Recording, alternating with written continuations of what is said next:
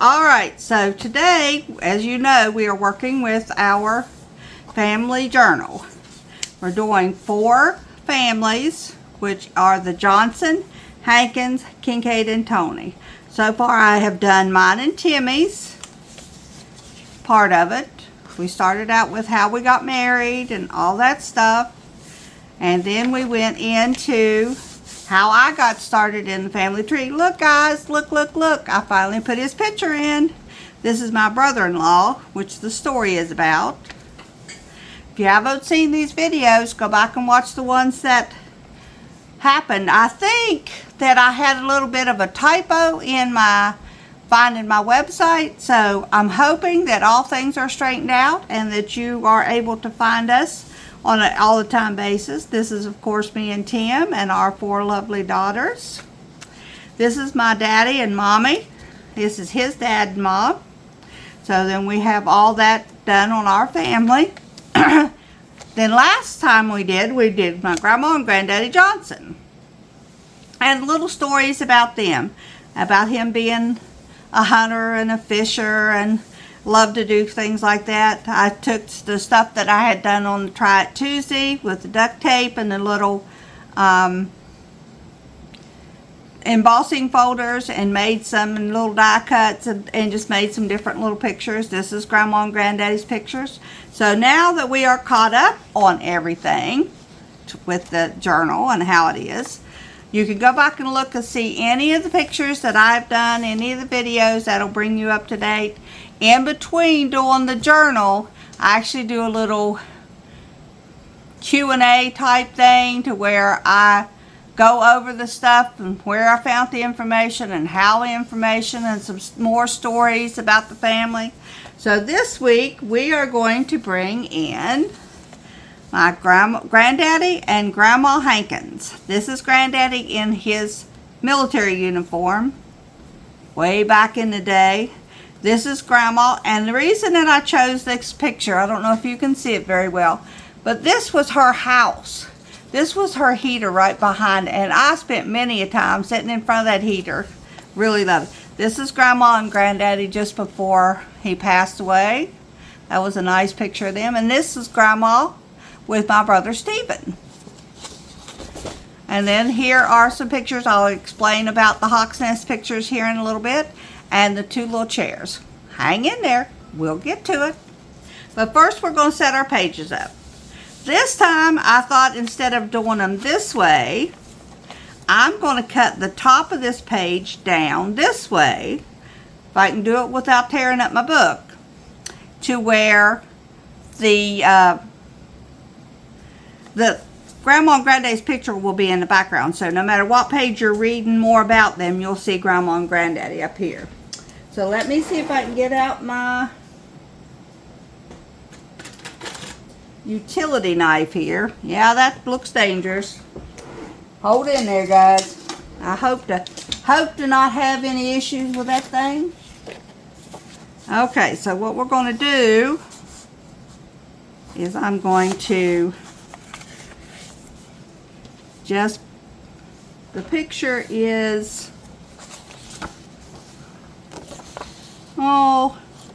about this big. So we're going to take my ruler, put it up against the side. I'll bring it down a little bit so that I can make sure that it does. And you want to take a utility knife and just cut it easy. See if it lifts up, and it didn't. Must have got into the lip of that.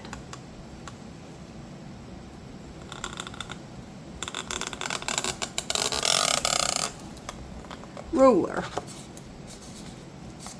Oh, because it's got 2 pages together. That's why I'm having such an issue. And we'll take that one off, put the thing back, and get the other one. But just do a little delicate cut on it. Do not do overboard. You'll cut through the whole thing.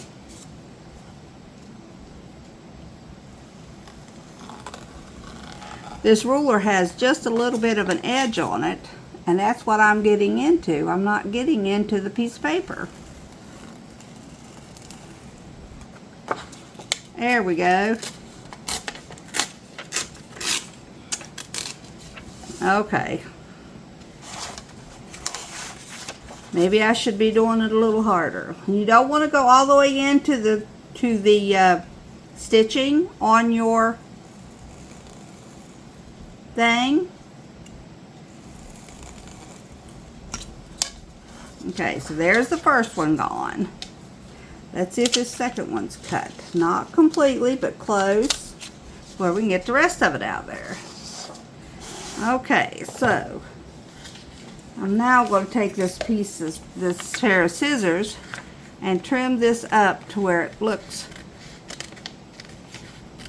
like it's supposed to. Okay, there we go. Now we got our pages done.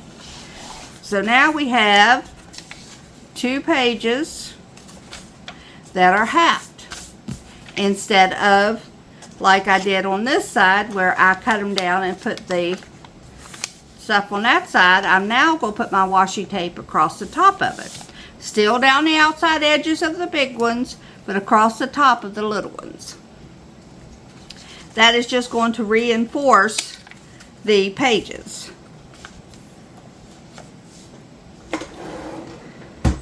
Okay, so what I'm going to do first thing is I think because Grandma and Granddaddy, let's see, how long were they married?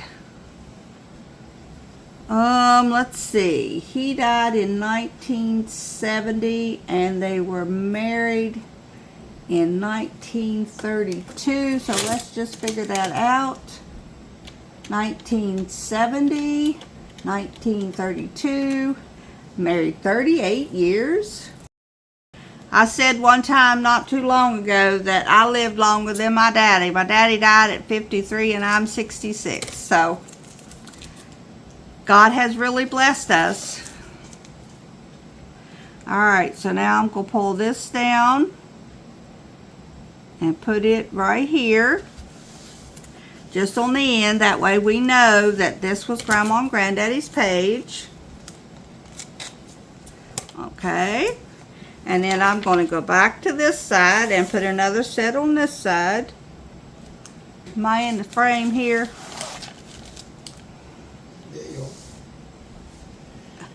I can't wait till Timmy retires, then he can help me get all this stuff done. While I'm doing mine, he can video and all the kinds of stuff, and while he's doing his, I can video. But we got to get all this back stuff figured out. Alright, so now there are those 2 sides done. So now we are going to, let's see, this is going to have the chairs and the story about the chairs. And this is going to have Granddaddy's story. So I'm going to turn it upside down so I can get to it. Let's see, let's use the stripe for Granddaddy.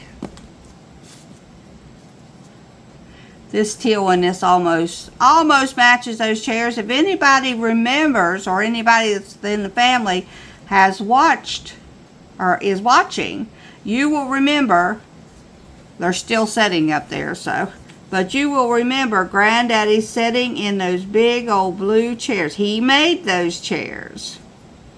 Those were chairs that he made himself off of a pattern. And he's been gone since 1970. And those chairs are still in excellent shape. Now, not too many people can say that they made something. Let's see, 70, gosh, I can't do math. Let's see, 2025, 1970 minus, that's 55. Oh my gosh, Granddaddy's been gone for 55 years. That means I was only 11 years old when Granddaddy died. Is that not something else? Seems like just yesterday I seen him sitting up on those porch, sitting in that chair eating boiled chestnuts. We had a chestnut tree down below our house. And then Granddad would sit up there. Grandma would boil him some chestnuts. We'd pick up the chestnuts, clean them out of the burrs and everything, and take Grandma up a big old thing of chestnuts. And Granddaddy would sit there and eat those chestnuts. He didn't have the best of teeth, so he couldn't eat them raw like we did. But he loved himself some chestnuts. And that porch was a wonderful place, and still is the most wonderful place for families to gather. And if you remember just one thing about your grandparents, that's so much memories that you can just keep flooding back and flooding back and flooding back. All right, so these two inside ones, which will have Grandma. Let's see, I think I'm going to do this pink stripe. You wouldn't really say Grandma was a girly girl. She was a grandma that meant business. When she said something, the respect was there. You just knew if Grandma said it, that meant it was what it should be. And she was one of those that would tell you if you weren't doing it right. But I do sorely miss her. She's been gone since 1985. So, gosh. Let's see, 2025, 1985. That's 40 years ago. Gosh, I wasn't but 26 when Grandma died. Where is time going, people? Where is time going? Alright, so now let's make sure we cut off all these little edges off of these pieces and begin our storytelling. Alright, so now we have the chairs. The story of the chairs. I already told you Granddaddy made those chairs. These particular chairs they are not 100% replication. I could have went up and took a picture of them, but I didn't think about it in time before this video was supposed to go out. Some point when I do a scrapbook page on Grandma and Granddaddy, I will do an actual picture of those chairs that are now, they have to be at least 75 years old because they've been on the chair I know they were. See, he's 55 years he's been gone, so at least the 66 years I've been on this planet, those green chairs was on that porch. So at least it's been that long. And I would say it was longer than that they were up there. But they're still in wonderful shape. Maybe someday for JLB, when I get enough subscribers, we'll go up and have a live off of Granddaddy's porch. Alright, well, let's pull this out. This is the story of the chairs. They're different sizes. Alright, so let's get my ink pen out here. I don't know how long this black one will write. I need to get me some more erasable ink pens. 2 blue chairs. 1 smaller than the other.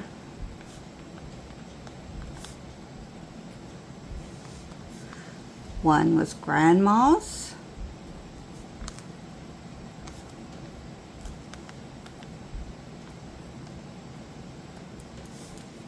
The other Granddaddy's.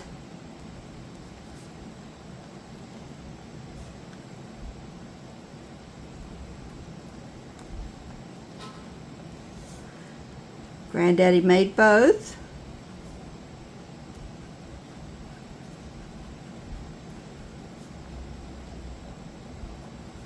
And they have survived the test of time.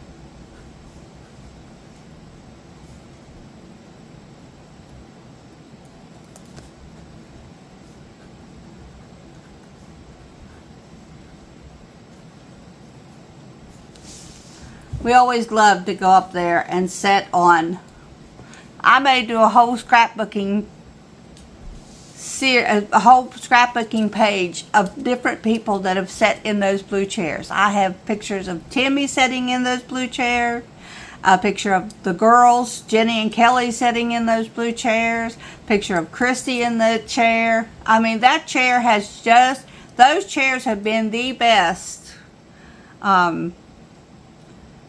memories of a lot of people that have sat up on that porch. So Granddaddy left us with a really, really good memory section. Now, my girls never knew Granddaddy Hankins because he died before they were born. But they do know the blue chairs and the story of the blue chairs. So that's the important part.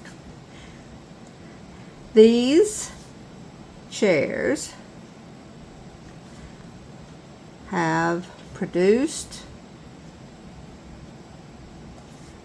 a great deal of memories.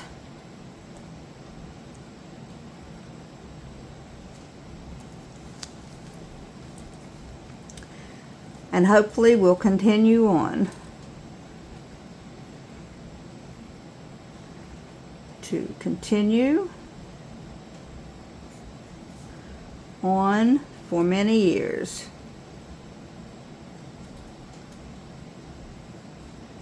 To come.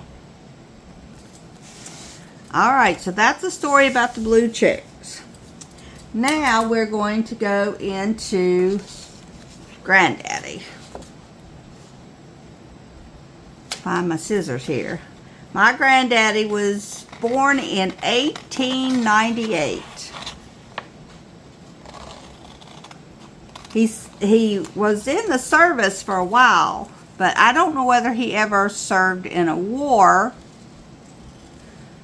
But there was a story of him being somewhere in the service that was told to me about where they had went somewhere in the service and they were so hungry that there was a stray dog. This is a disgusting story, but it was what was told to me.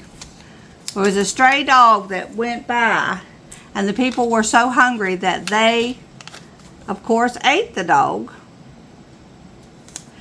But it did not last. They didn't even bother, nothing. They just tore it apart and ate it.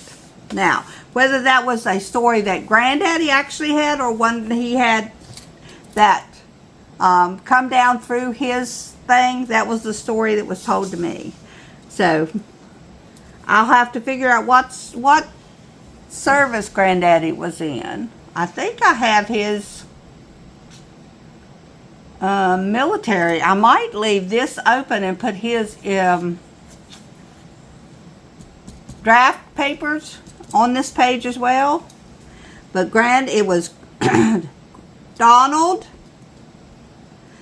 I told you in the video that Great-Grandma Hankins, Granddaddy's mom, had 9 children. All 9 of them were born. When they were born, she gave them a name with the letter B in it. Every single one of them. Only one name, and every single one of them started with B. And she told them as they got older, if they wanted to choose a middle name, then they could do that.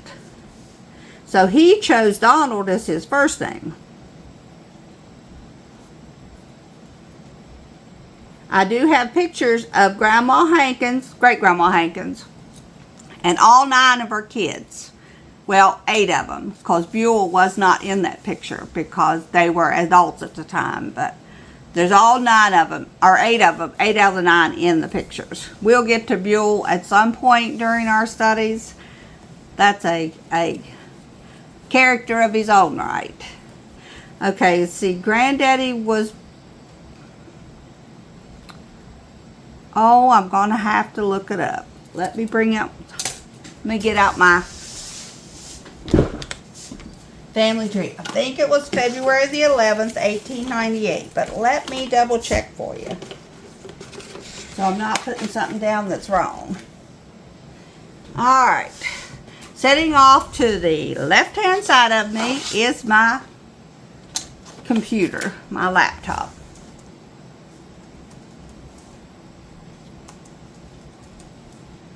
So I will bring up the family tree site just to make sure that I get my information correct. You get to be my age, all this stuff just goes. Sorry, it was February the 11th I got right. Born February the 11th, but it was 1899. Okay, so there we go. And he was born in Greenbrier County. There's a place called Meadow Bluff.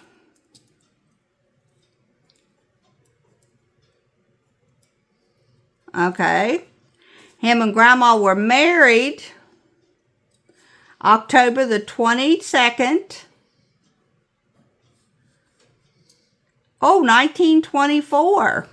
I was way off on there. Let's see, 1924, 1970. They were married 46 years. Wow, married 46 years when he died. And he died November the 1st, 1971. I remember when they come down and told me that Granddaddy Hankins had passed away. I think he must have passed away in his sleep because he was okay the night before, but the next morning Mom told us that he passed away. Of course, she was upset about it. It was her dad. So, of course, I got upset, even if I wasn't but 11 years old. I think just maybe a short time before that, we had just found out about one of Mom's nieces passing away. Anyway, I'm going to put his other card down here. Let's see, they always lived somewhere in Ansted, West Virginia. And his job was working at the Golly Mountain Coal Company. He was also, when he first started out, a teacher. They said he didn't last very long as being a teacher because I guess the coal mines opened up. So he decided he would go in, make more money as a coal miner. But anyway, he was a teacher for a short amount of time. So we will fill in more information about Granddaddy after I put in his copy of his draft card. And on the next page, we're going to get out the pictures on Grandma. Oh, here they are. The one picture, like I told you, the one picture is of her house that's up on the hill with that wonderful oil heater that I loved so well. Because I was always, and still am today, a cold-natured person. By the time the evening comes around, I got the chills. I'm sitting in front, sometimes standing in front of this little oil heater we got over here. This little propane heater. I just stay cold. I've been that way my whole life. Which is really weird because, like Timmy says, opposites do attract. He is always super warm. Always. Okay, so we're going to put Grandma's picture here. And then we'll put Grandma and Stevie's picture underneath it. Stephen is my younger brother by a few years. And the only pictures that I found of Grandma, pretty much, with any of the kids was with Stephen. So I'm not sure if she was Grandma's pick or if he just liked to get pictures taken. But look how tiny he was. Look. And if you look, if anybody knows my brother, if you look at that picture, you will know that is Stephen. Okay, and this will be Grandma and Stephen. And we'll put Grandma's birth date down. Grandma was her name was Lottie, Opal, McCutcheon, that was her maiden name, Hankins. She was born September the 20th of 1917. Now that, no, 1907. I was going to say, that don't sound right. She wouldn't have been old enough to get married. 1907. Which I always thought was funny because Granddaddy Hankins was born in 1899. My Granddaddy Johnson was born in 1910. My Grandma Hankins was born in 1907. And my Grandma Johnson was born in 1918. So about 10 years apart from them all the way around. Get that zero looking good. And she was born at Elliott.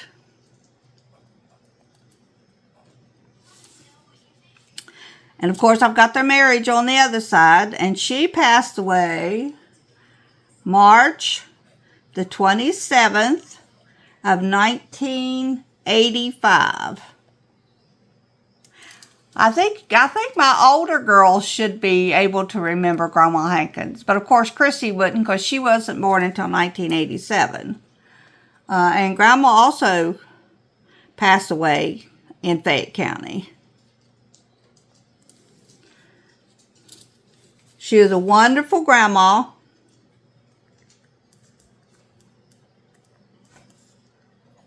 She was stern at times. She was always taking care of us kids.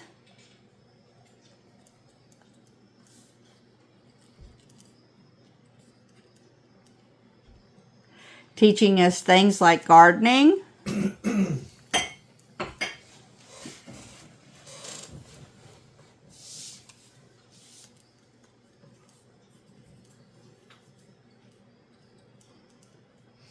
And crocheting. Now, I better look it up because if I don't, I won't know how to spell crocheting. Oh yeah, there it goes. CHRCHETING.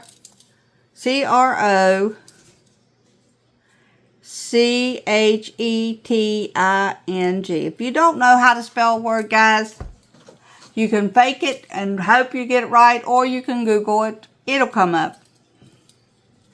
Let's see. She taught me how to crochet lace.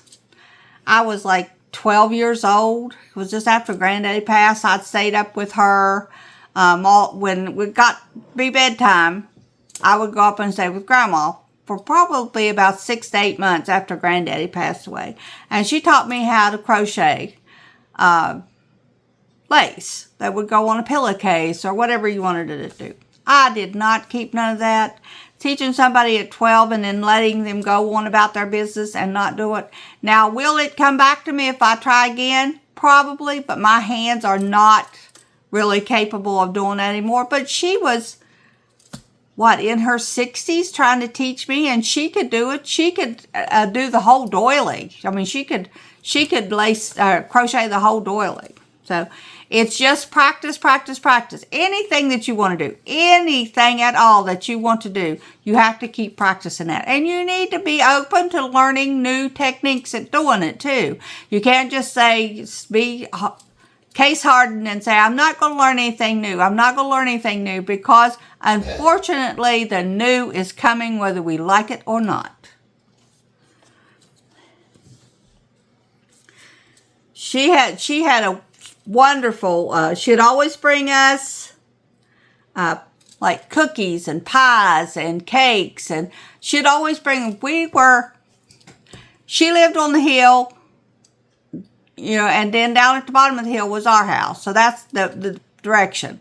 You could walk to our house in 15 seconds. So that's how close we lived.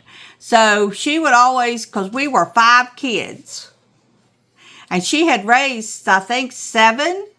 So she was used to taking care of a big family. Well, when everybody had gone from home and Mom and Dad moved down there with all 5 of us, we really enjoyed the fruits of that. I mean, because she would make strawberry, best thing ever. She had a little strawberry patch and a little rhubarb patch, and she'd put the 2 of them together, make strawberry rhubarb. She'd bring a big old pot of that down and set it on our stove, and we thought we had hit the jackpot. She did one time, she just brought us out a cup of brown sugar. And we had, I don't know how many filthy, dirty hands in that brown sugar. We just thought that was the best thing ever, just to sit and eat brown sugar.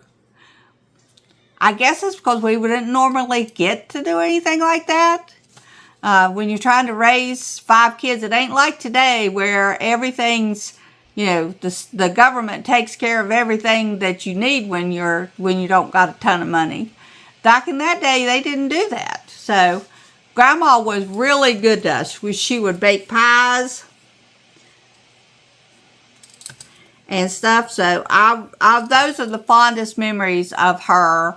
Was her ability to, and one other one, I got to tell you this one before I let you get off Grandma, is she, when we would go up to our house, I'll probably put it on this side, is when the Wizard of Oz was coming on, because even though we lived in the 2 separate things, she could get all the other channels. She could get 3 and 8 and 13, which was the channels that we got at the time. Where we lived down on the bottom, our antenna, I guess, wasn't up high enough, so we could only watch 4 and 9. So when the Wizard of Oz came on, she'd fix this big old thing of popcorn, and she'd come us up. We'd sit down in her floor, and we'd watch the Wizard of Oz. We just look forward to that every single year.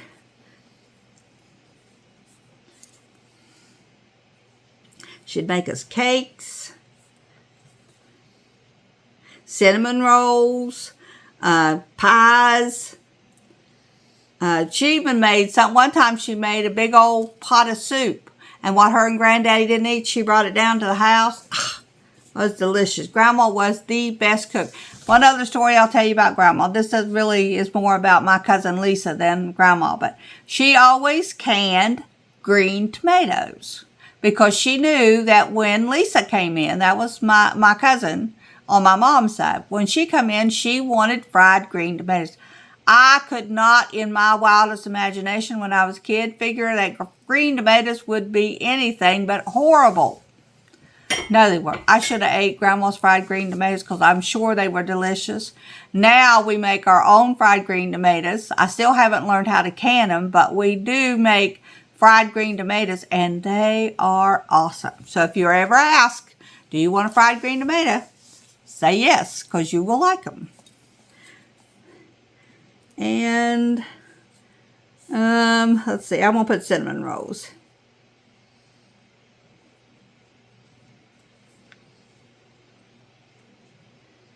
If I could spell, guys. All right, on this side, I'm going to put the story in on this side that I just told y'all, and then we'll have that page finished. Now, this page, because I don't want to keep you forever, is going to include Grandma and Granddaddy both. This was a picture that we made, that we put together. The picture wasn't, but the little book that I have was all about, we used to have the Hankins family reunion, and we made up a little scrapbook. Me and my girls made up a scrapbook that had these pictures in it. One day I'll just go through a walkthrough through that scrapbook with you. But it has all of us, pictures of all of us. Gosh, we were a lot younger then. I think that, gosh, I can't even tell you. It's probably been 30 years since we had a reunion. We've lost a lot of people since the last one. Well, if I can get this to separate, guys.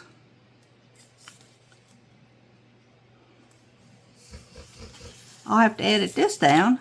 Alright, so there's my picture of Granddaddy and Grandma Hankins. This is the Grandma and Granddaddy that I remember. And I put that in there as crooked as it can be, but this is Granddaddy. I think this is on their steps coming down off their house. This is the Granddaddy I remember, and this is the Grandma that I remember. But as this was Stephen, I would have to remember this. I also remember her sitting in the chair like that. I don't remember so much about Granddaddy, other than, let's get his other page out here.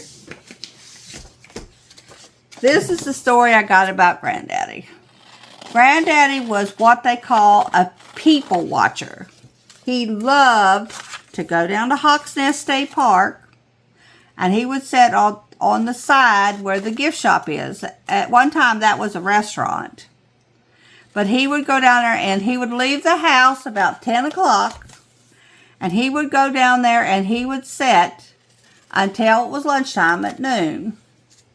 Then he would come back and have lunch. Then, of course, like as always, we all take naps. He would take a nap, and then he would get up, and he would sit on that chair on the porch, and he watched people. I love to go up to where my mom lived, and go up there and sit down in the chairs or on the corner.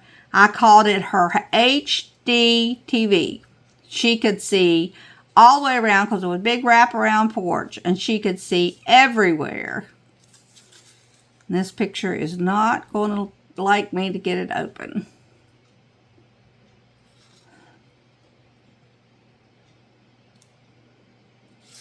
Come on, picture.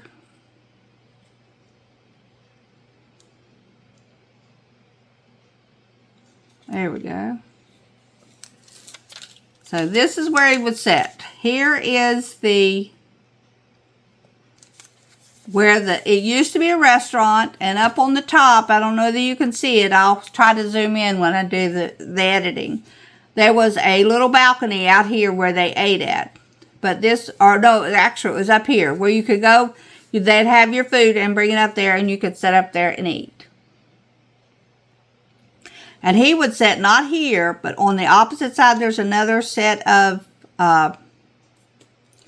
parking lot, and he would sit there and watch the people just come and visit the park. He loved to sit and watch people. Now, my grandma was the person that give you all the information about the whole community. Everybody would call her with all the stories and all of the things that was happening. They would just make sure everybody knew what was going on in the whole area. So that is the stories that we will tell on this side of the book. She really, like I said one time before, she had one phone in the community. Grandma Johnson or Grandma Wilson on the other side of town had another phone. So before we left Grandma Hankins' house to go to Grandma Johnson's house, we had to go up to Grandma Hankins, call Grandma Johnson and tell her we were on our way. The instant we got to Grandma Johnson's house, we had to call Grandma Hankins so she could let Mom know. Nobody had cell phones back in that day. Nobody at all. So and back then, kids could walk. It was probably a good 3 miles that you would walk from Grandma Hankins' house to Grandma Johnson's house.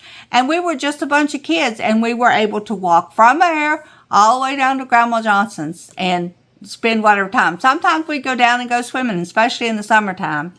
They had a place that you could go swimming. So we'd go down and go swimming. After we got back home, it was like we never went swimming at all because it was hot and you were walking back up through there. But we had the best time going swimming.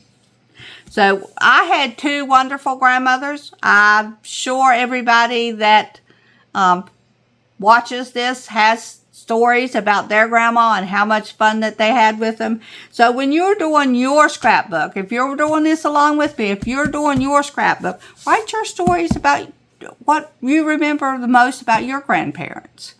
And if it's not the best of best stuff, put it in there anyway, because your kids and your grandkids will probably be excited about the stories that you write about your grandparents. The stories that you know, the stories that are first-hand account. Like I said, my grandma and granddaddy both were gone before the last one of my kids were even born, so they didn't even get to know them at all. Grandma Johnson, on the other side, she passed away just few months, like 4 or 5 months before Chrissy was born. So she didn't get to know any of those. I was lucky. I got to know, on my dad's side, I got to know my Grandma Johnson, my Grandma Wilson, and my Grandma Pridemore. So there was a whole bunch of generations that I got to know. And now my great-grandchildren still have 5 generations that they know, that they personally know. So there we go. I'm not going to finish writing this in. I'll show you that when I bring you back the next time. I've kept you long enough. So I'm going to try to edit this down to about a half-an-hour video so you all can enjoy watching it. I hope you enjoy the little stories that I put in with it, and you make your own little journal. In the summer, we are going to get all the stuff together and start a scrapbook. As soon as I get enough people put into the thing, I don't want to do a scrapbook online about the generations that are still living. So it will be just the ones that have passed on, the stories, but I want to bring you in and show you how to cut out frames and cut out all this other kind of stuff that has to do with actual scrapbooking pages.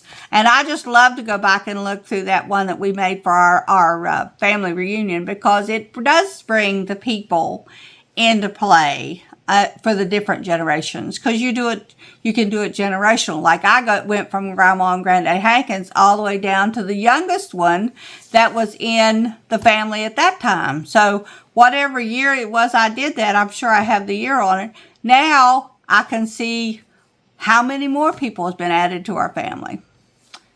And hopefully get new pictures and put new pictures in, so that as they go forward, they'll have something to look back on. Now, whether they keep up with it or not is entirely up to whoever takes it over after I'm not here. But while I'm here, that's what I want to do. Y'all have a wonderful day, and we will talk to you on the flip side of this. And see you next week for another. I'm not sure where we're going to. Whether we're going to add in Mommy's brothers and sisters, Daddy's brothers and sisters, I'm not sure. I'll figure that out and put you a little post up just before it comes up like I did today. Y'all have a great day. Bye-bye.